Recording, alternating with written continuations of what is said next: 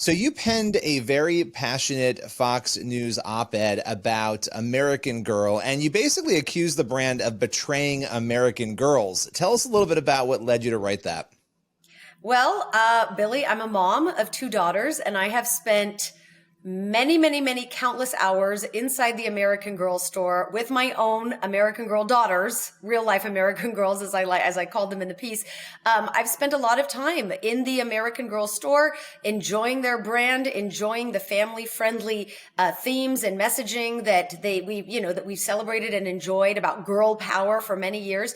And this really did feel like a betrayal, because in this new book, to me, as a mother, when I open a book about body image positivity and I want to enjoy it with my kids, and I see verbiage in there saying, if you're uncomfortable with your body, well, that's okay. You don't have to be a girl. That to me, it's like, wait a minute, hold on. That's a betrayal. That's a betrayal. Well, in the book is titled A Smart Girl's Guide Body Image Book. And to your point, it's not what you would expect from, American Girl, a brand all about being an American girl. It's not what you would expect at all. And I was going to ask you this later on, but I want to ask now because it's so interesting looking at brand after brand after brand engaging in this issue, and not just the issue of the transgender issue more generally, but children, right? I mean, this has become a very big thing, and it's a very controversial thing. But why do you think so many brands are jumping on this? It is very pervasive now. I think more than any of us parents ever thought. And listen, sincerely, I've always been one to appreciate what it means to be diverse and what it means to be inclusive. And frankly, treat everyone by the golden rule. You be kind to people, you be respectful. Everyone deserves dignity and respect. But this now, the way that all of our entertainment, I shouldn't say all, because we are fighting very hard at PragerU Kids to counter all of the woke messaging that is forced on our children. But what is being thrust on our children is this very complex, radicalized worldview about topics that are frankly beyond their level of understanding. I mean, American Girl, this book in particular is targeted towards 7, 8, 9, 10-year-old girls. So those tween years going into the adolescent years. But most of our entertainment now, look at Disney, look at Cartoon Network, look at Netflix. Look at Mattel with Barbie and what they're doing. It's these very age inappropriate themes. And I frankly am having a hard time understanding why it is so prevalently sent to our children. And it's happening in our schools.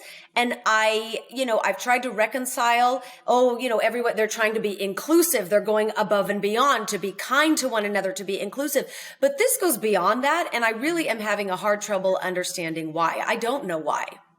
Yeah, I mean, it's in everything. You just mentioned a lot of brands. It's everywhere, and there's no other perspective really allowed. And I think that is sort of the part for me, as somebody who's been trained as a journalist and I've been working, in this field for a long time. When you see something where there's no ability to have a conversation about it, you sort of find it troubling. You say, well, why is that the case? Why can there not be a conversation about this? And why is the other side not really welcome into that?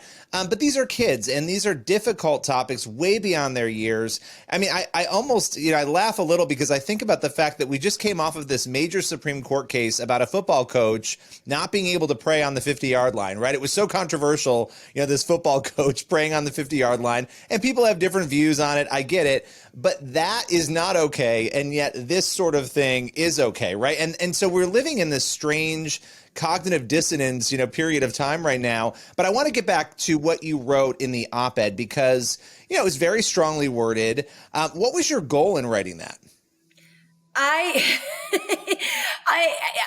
Being a mama bear, honestly, I always hesitate whenever these headlines blow up. We've sort of been conditioned as parents and as a society is that everyone's got to react right away. And typically truth be told, I really don't typically react to these things right away because I like to see, okay, how is the conversation going to go? Maybe we're all overreacting. Maybe this is clickbait, whatever.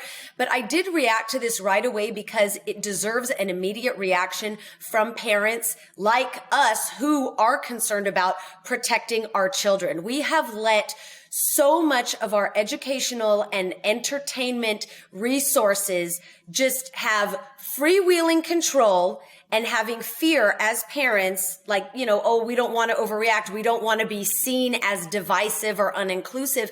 But I'm really tired of all of us being scared to speak up and say what is right and what is wrong. And my goal in speaking up was, like I said, to be a mama bear, to protect my kids, but to also hopefully inspire and motivate other parents to continue speaking up, because being inclusive, what the left doesn't understand is that being inclusive also means including those of us who do believe that we are born equal under God, who do believe that we were born exactly in the way that we were supposed to be. And being inclusive does include us who have faith and want to maintain true to our values and our Judeo-Christian values that America was founded upon. So that was perhaps my motivation, was to just reinforce others to, hey, stand up for protecting the innocence of children and stand up for our values too.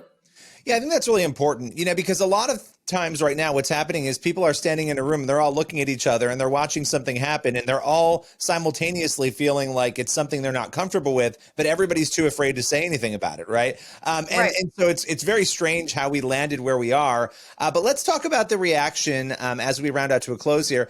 American Girl did respond to a lot of the furor and the chaos that has resulted from this story, and they appeared to double down. What was your reaction to their response? I just saw it prior to us talking here, and I'm obviously disappointed.